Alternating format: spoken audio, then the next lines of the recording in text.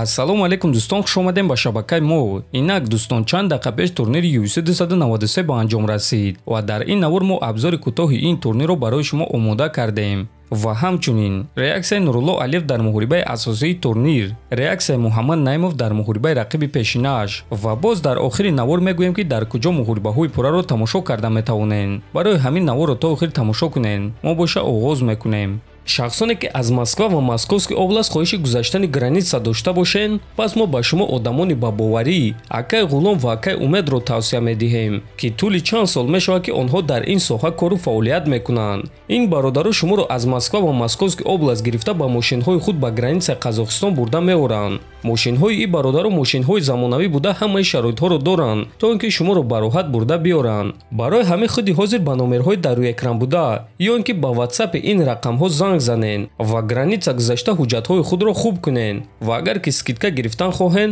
пас ҳатман аз номи канали мо Паҳлавон теҷа гап занен. Роҳи сафед дӯстон.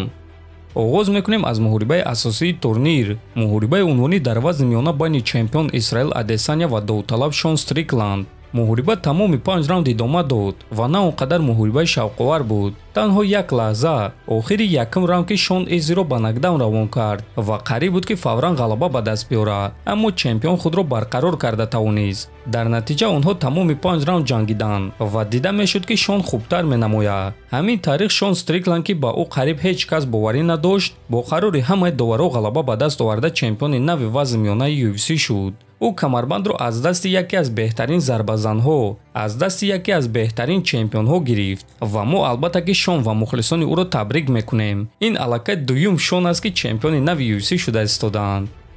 Дар дуюм муҳорибаи асосии турнир ду топови ҷангори вазни вазнин Александр Волков ва Тай Туйваса вохӯрданд ва муҳорибаи онҳо дар дуюм раунд ба фоидаи Волков ба анҷом расид. ӯ дар охири дуюм раунд Тайро ба усул гирифта ӯро маҷбур кард ки таслим шавад ва ҳамин тариқ ғалаба бо тариқи сабмишен ба даст овард. Сеюм муҳорибаи асосии турнир муҳорибаи хеле шавқовар дар вазни 57 кг байни Манел Капе ва Филиппе Дос Сантос шуд. Ин муҳориба беҳтарин муҳорибаи турнири UFC 293 шуд. ҳар дуи ҷангуаро баромади олиҷаноб нишон доданд ва ягон таш таслим шуда намехост. Дар натиҷа доваро ғалабаро ба Манел Капе доданд. Лекин дӯстон, фикр мекунем ки Филиппе Дос Сантос имрӯз мухлисони хеле зиёд пайдо кард.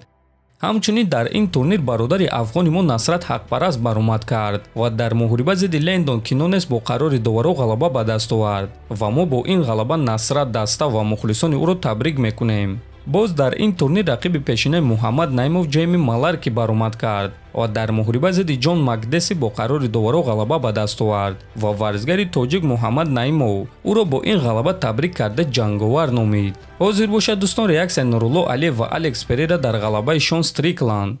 Нурулло Алиев: намуди варзиши мо олиҷаноб ва пешгӯйношаванда аст. Алекс Перейра: ман ба шумо гуфта будум, аммо ягон кас ба ман бовар накард. Табрик Шон Стрикланд, ту ин чизро сазоворӣ. дӯстон, дар ҳамин ҷо навори мо ба анҷом мерасад. муҳорибаҳои пурраро дар телеграм канали мо Паҳлавон теҷа тамошо карда метавонен. ссилкаи телеграм дар описанияи ҳамин навор. дар канали мо обуна шавен то боздид хонободу сарбаланд бошен.